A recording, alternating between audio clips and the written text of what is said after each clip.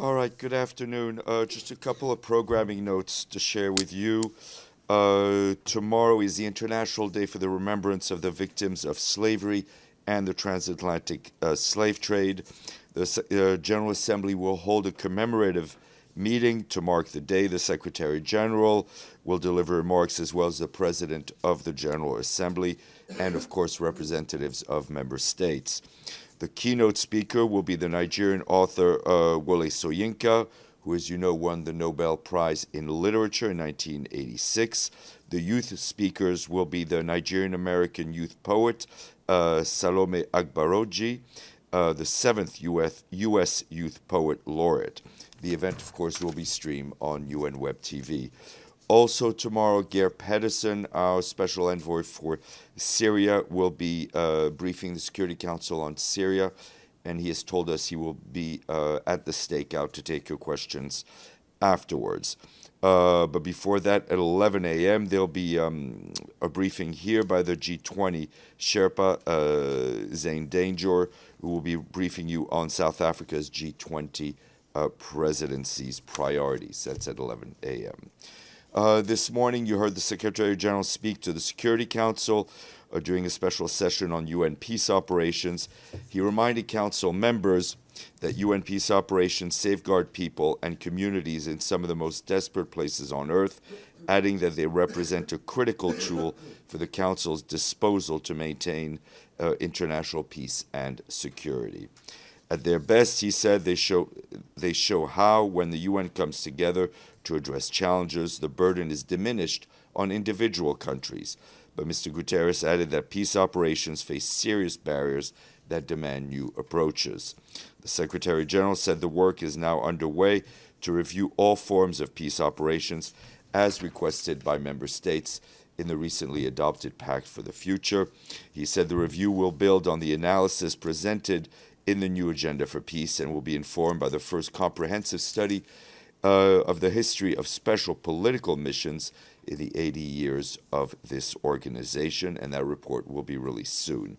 The review will also help inform efforts through the UN at 80 initiative to find efficiencies and improvements across our work in light of the continued funding challenges we face as an organization. His remarks were, of course, shared with you. And I have an update to share with you on Gaza. As you know, in the past week, Israel carried out devastating strikes on Gaza, claiming the lives of hundreds of civilians, including United Nations personnel, with no humanitarian aid being allowed to enter the Gaza Strip since early March. As a result, the Secretary General has taken the difficult decision to reduce the United Nations footprint in Gaza, even as humanitarian needs soar and our concern over the protection of civilians intensifies. We are not leaving Gaza. I repeat, the United Nations is not leaving Gaza. We remain committed to continuing to provide aid that civilians depend on for their survival and for their protection. More than three weeks ago, the Israeli government cut off the entry of humanitarian aid into Gaza, which is the longest such suspension since October 7, 2023. Israeli officials have indicated that they intend to continue their military activities in Gaza based on the information that is currently available. The strikes hitting a UN compound in Deir el-Balah on March 19th were caused by an Israeli tank shell. The strikes claimed the life of a UN colleague from Bulgaria and left 6 others from France, Moldova, North Macedonia, Palestine, and the United Kingdom with severe injuries, some of them life-altering. The location of this UN compound was well known to all the parties in the conflict, and I reiterate that all parties to the conflict are bound by international law to protect the inviolability of United Nations premises. Without this, our colleagues face intolerable risks as they work to save the lives of civilians. The Secretary General strongly condemns these strikes and demands a full, thorough, and independent investigation into this incident. All parties must comply fully with international law at all times. Civilians must be respected and they must be protected. The denial of life-saving aid must end. The hostages must be released immediately and unconditionally. All states must use their leverage to stop the conflict and ensure respect for international law by applying diplomatic and economic pressures and combating impunity. The Secretary General renews his urgent call for the restoration of the ceasefire to bring an end to the anguish.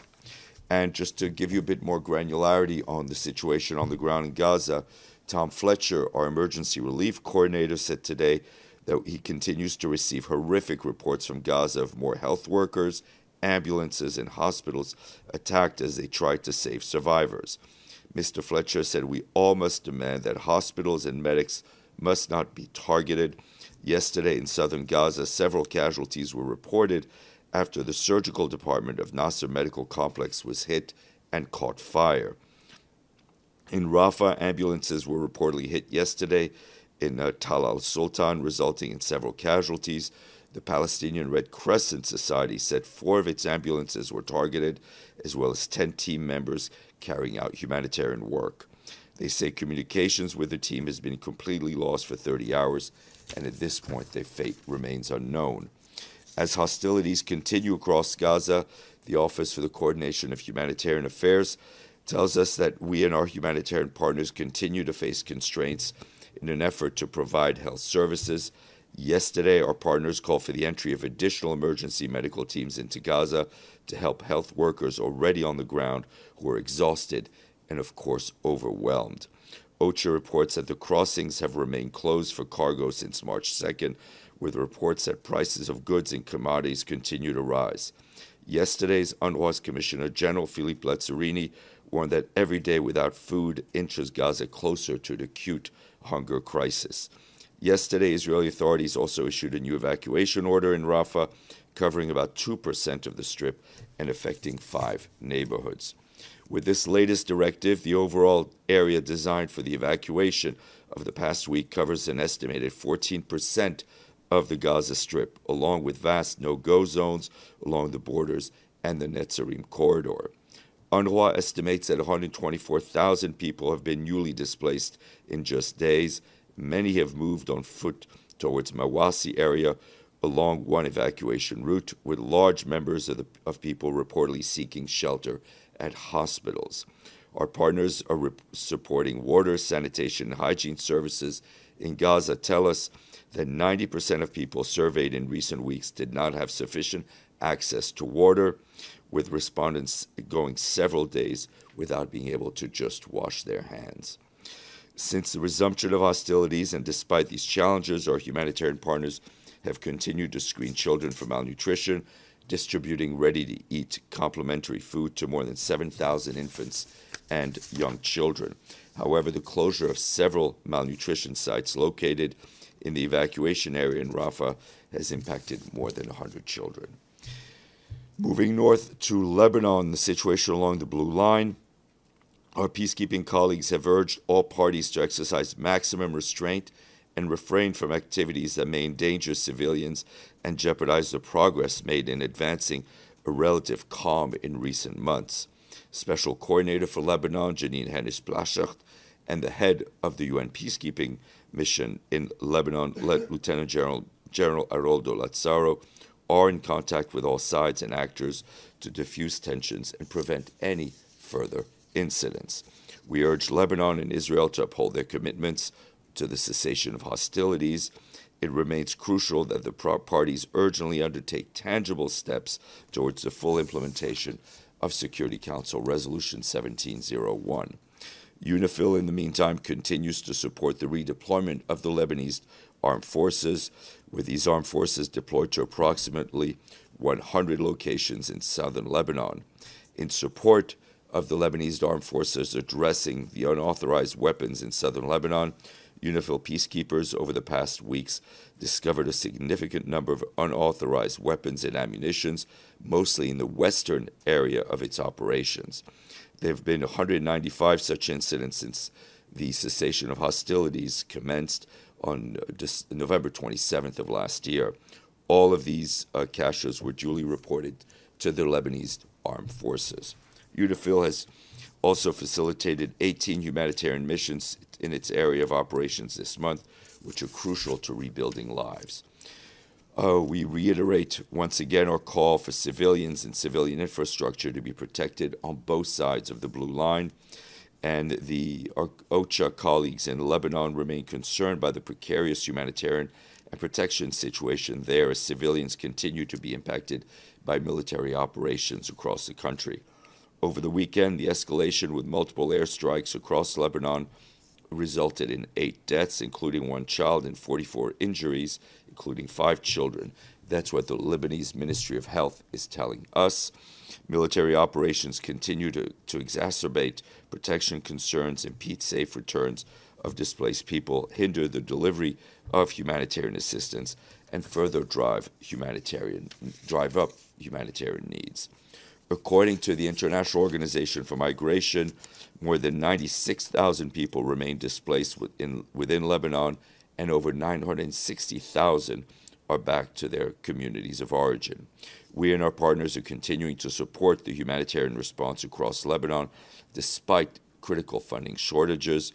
We also continue to support displaced families who are trying to return to their homes, as well as supporting host communities and those who still remain displaced. Despite the urgent need, the $371 million flash appeal that goes until the end of March remains only 12% funded. And moving to Ukraine, our humanitarian colleagues there tell us that attacks over the weekend and today have once again resulted in widespread civilian casualties, including children. Between Saturday and today, missile and drone attacks in the cities of Sumy, Zaporizhzhia, and Kyiv killed 24 civilians and injured scores of others. That's what local authorities are informing us about. Entire families, including parents and their children, were among the fatalities in Zaporizhzhia and Kyiv. Other affected areas include towns of Donetsk, Kherson, Kharkiv, Mykolaiv, Sumy, and Dnipro regions. Humanitarian organizations responded swiftly, providing medical and psychological aid, hot meals, shelter, materials, blankets, and legal support. They also registered people for repair assistance. Today, Ukraine Railways said a large-scale cyber attack is targeting its systems. As the airspace in Ukraine has been closed since February of 2022, rail travel is a primary mode of transportation for civilians and humanitarian actors. The attack severely disrupted booking and ticketing services. This has led to delays in operational challenges at several stations. Apparently, authorities are working to repair the damage and restore services. Aid organizations continue to support evacuations from border communities in Sumy region where attacks have intensified. Humanitarians are working alongside national police and rescuers to evacuate hundreds of civilians, including children and people with disabilities. Partners are also providing all types of humanitarian support. Moving to the Democratic Republic of the Congo, the Office for the Coordination of Humanitarian Affairs tells us that clashes in parts of North Kivu, South Kivu, and Ituri province continue to harm civilians and to drive people from their homes. In Ituri, clashes have forced at least 6 humanitarian organizations to suspend operations in the town of Fataki since March 18th, cutting off assistance to more than 300,000 men, women, and children. A health center in the town of Jugu was also looted, and the regional hospital in Fataki forced to close on March 14th, severely restricting people's access to medical care. Dozens of homes in the areas have also been burnt during the clashes. Still in Ituri, vital supply routes linking the towns of Mahagi to the provincial capital Bunia remain blocked due to ongoing insecurity. That's causing fuel shortages, higher prices, and limited availability of goods in Bunia and nearby areas. OCHA also reports that last week's clashes in North Kivu's Walikale territory damaged water supply infrastructure. Local civil society groups stress the need for urgent repairs to mitigate public health risks. The intense fighting in North Kivu Walikale territory between the March 14th and 20th has also forced tens of thousands of civilians to flee into neighboring Maniema province. Finally, in South Kivu, local sources report that fighting continues over the weekend in Walungu and Calais territories, triggering large-scale displacements. but no estimates are available yet as of numbers. Despite the volatile situation in South Kivu, we and our humanitarian partners started distributing food on March 22nd in 2 parts of the Calais territory, targeting more than 500,000 vulnerable people. And in Sudan, I can tell you that we're deeply alarmed by reports of mass displacements, and the large number of civilians have been killed in Al-Malat locality, which is in the northern part of North Darfur. Our humanitarian colleagues tell us that the situation remains volatile and unpredictable, raising serious concerns over the protection of civilians. For its part, the International Organization for Migration tells us that recent clashes in the areas have forced about 75,000 people to flee. The number of people internally displaced across Sudan remains staggeringly high at 11.3 million people, although IOM notes a slight decrease from 11.6 million people in January, with returns being reported in some areas. For those who do return, the challenges persist. In Al Jazeera state, which is in the southeast of Sudan, our partners on the ground report that thousands of people returning to the state lack food. Health centers are closed and medicines are in short supply. There's also reports of widespread looting in markets and homes, as well as the risks of arbitrary detention by armed groups. Meanwhile, WHO warns that 2/3 of the states in Sudan are experiencing multiple disease outbreaks. This includes malaria, it includes dengue, cholera, measles, and diphtheria. A hepatitis outbreak was also recently reported at a displacement camp in Kassala state. Disease are spreading at a time where Sudan's health system is under crisis, as we've been telling you on a regular basis. According to WHO, 70 to 80% of health facilities in areas hardest hit by these hostilities are non-functional. Partners urgently need funding, supplies, and unimpeded humanitarian access to contain these outbreaks and prevent further spread. And UNICEF tells us that in Afghanistan, the new school year started today, but an additional 400,000 girls are being deprived of their right to education, bringing the total number of girls without access to this essential right to 2.2 million. That's 2.2 million girls being deprived of education. Today marks 3 years since the start of the ban on girls' secondary education. UNICEF says that if this ban persists until 2030, which we hope it won't, over 4 million girls will have been deprived of their right to education beyond primary schooling. UNICEF said Afghanistan cannot leave half of its population behind. Despite the ban, UNICEF has provided access to education to some 445,000 children through community-based learning, 64% of whom are girls. It is also empowering female teachers to ensure that girls have positive role models. And the UN mission in Libya is alarmed by the wave of arbitrary arrests and detentions across the country by law enforcement and security actors. In a press release issued over the weekend, the UN mission said these actors are using their powers to arrest and detain target individuals for their alleged political affiliation, to silence perceived dissent, and to undermine judicial independence. These unlawful practices create a climate of fear, they shrink civic space, and they erode the rule of law. The UN mission in Libya is further concerned by the pattern of video confessions where individuals are detained and coerced into quote-unquote confessing to alleged crimes with videos published online. These videos and these so-called confessions are used to intimidate and humiliate targeted individuals. And the UN Refugee Agency and the International Organization for Migration today launched their joint response plan for 1.5 million Rohingya refugees and their host communities in Bangladesh. The plan calls for $934.5 million from the international community to fund protection, shelter, and basic needs for refugees in the camps, and to support opportunities to enable them to be self-reliant. More than half of the population in the camps are women and girls who face a higher risk of gender-based violence and exploitation, while 1 in 3 Rohingya refugees in Bangladesh is aged between 10 and 24. Without access to formal education, adequate skills building, and self-reliance opportunities, their future remains on hold. UNHCR and IOM said that funding shortfalls in critical areas include reductions to food assistance, cooking fuel, and basic shelter. They will have dire consequences for this highly vulnerable population and may force many of them to resort to desperate measures, as embarking on desperate boat journeys to seek safety further afield. We ask that everyone give generously. And today is the International Day for the right to the truth concerning gross human rights violations and for the dignity of victims. The day honors the memory of victims and pays tribute to those who have devoted their lives and lost their lives in the struggle to promote and protect human rights for all. Today is also World Tuberculosis Day. This year's theme is Yes, We Can End TB, Commit, Invest, and Deliver.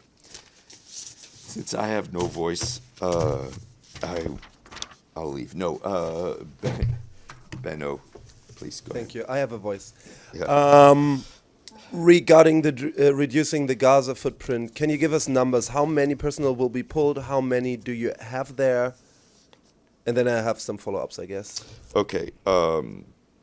What I can tell you, what we're doing is reducing the number of international staff members by about 1/3 this week, maybe a bit more likely to come. It's a temporary measure.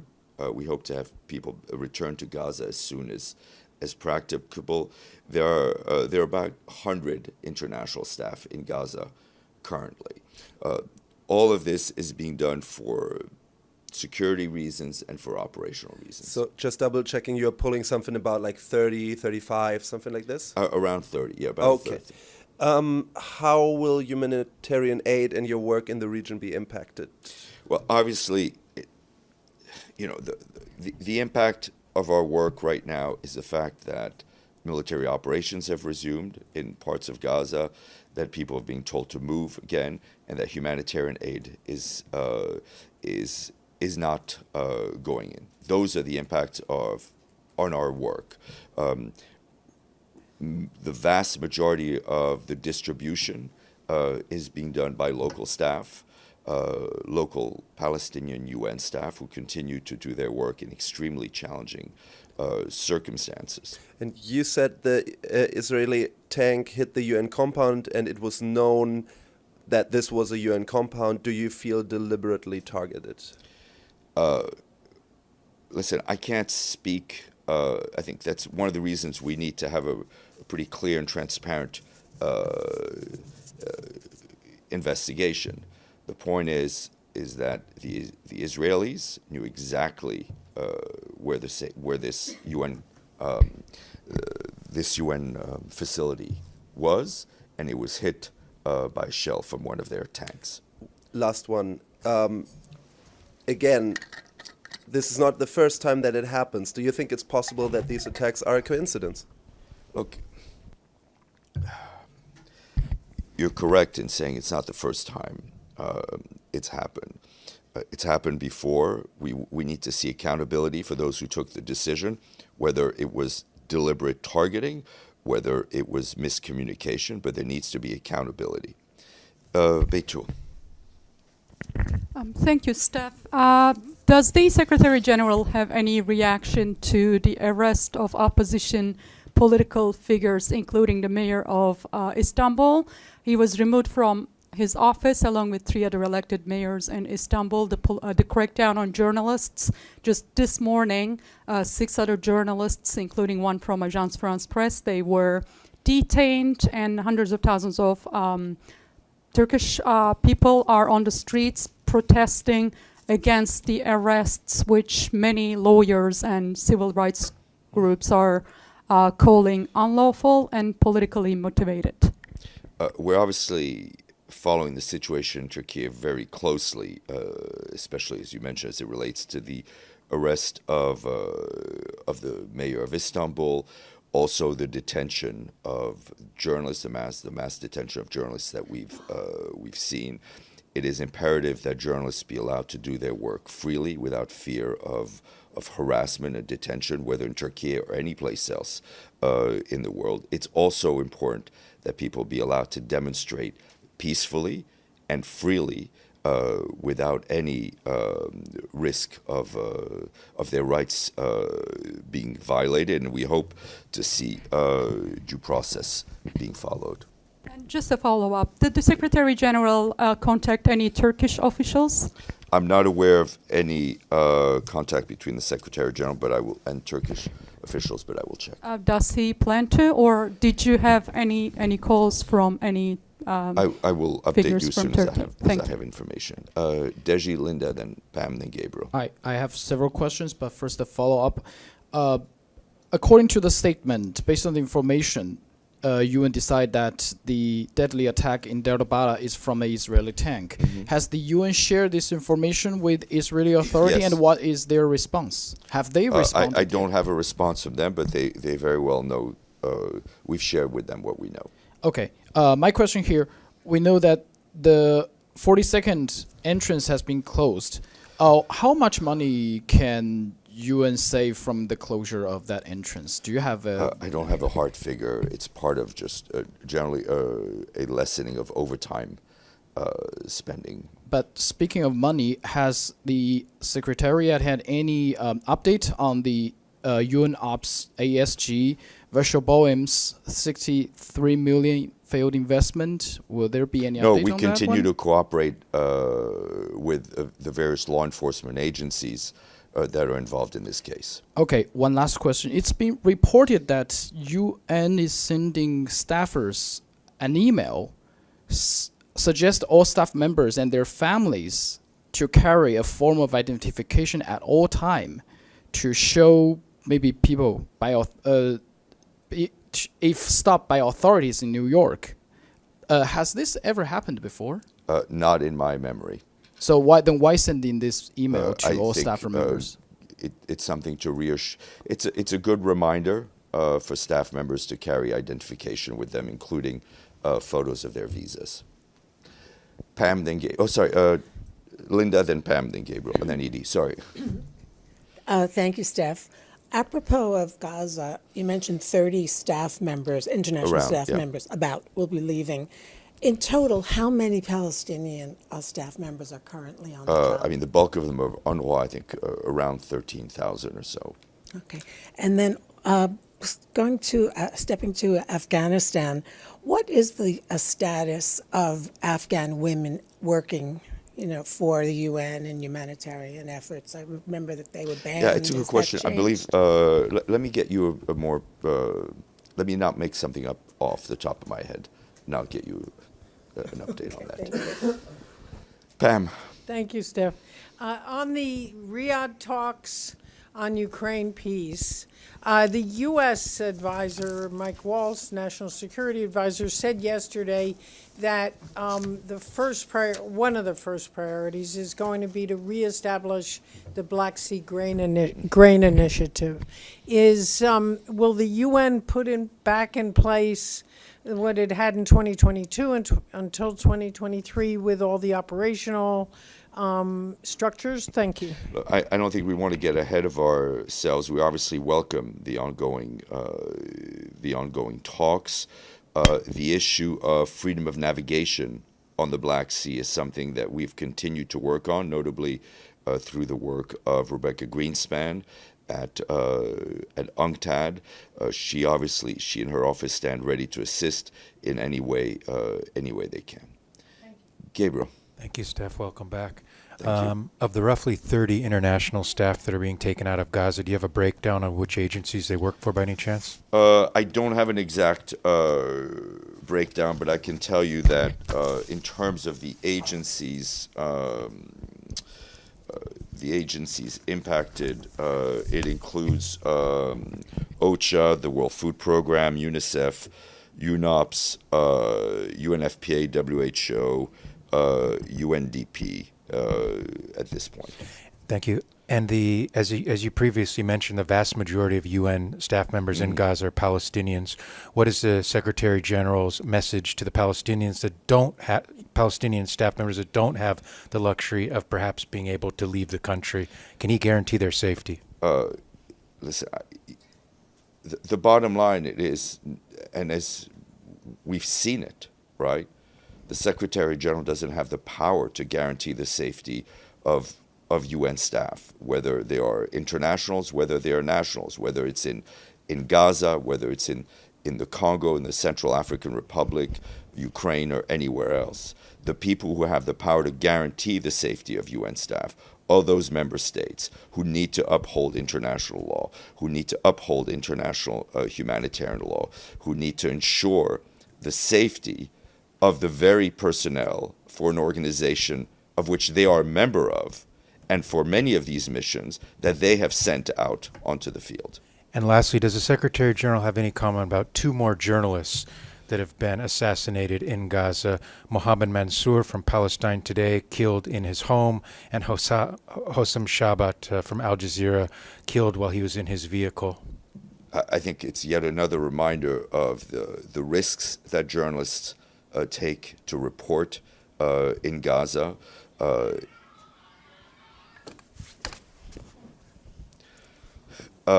It is imperative that journalists be protected and never be targeted. Edie Lederer, Associated Press. Thank you, Steph. Do you have any indication of how much humanitarian aid is left in Gaza, since there have been no deliveries now, for going on 3 weeks? I don't have exact numbers for you. I can tell you that what we have, we are trying to stretch out to make it last as long as possible, but I'll see if I can get you a bit of hard numbers. Okay, Abdelhamid, I think you have a question. Can you hear me? Okay, I have a few questions, Steph. The people of the refugee camp of Tell al-Sultan, which is next to Rafah, have been appealing. They are being besieged, and they said genocide is underway now in Tell al-Sultan. Are you aware of this development? I haven't seen the particulars of that particular appeal, but we are, as you can imagine, we're extremely aware of what is actually going on in Gaza, as we've been talking about it daily. Your other question. My other question, a young Palestinian of 17-year-old has just died in Israeli jail. His name is Walid Khalid Abdullah Ahmed in the prison of Megiddo. Have you come across this development as well?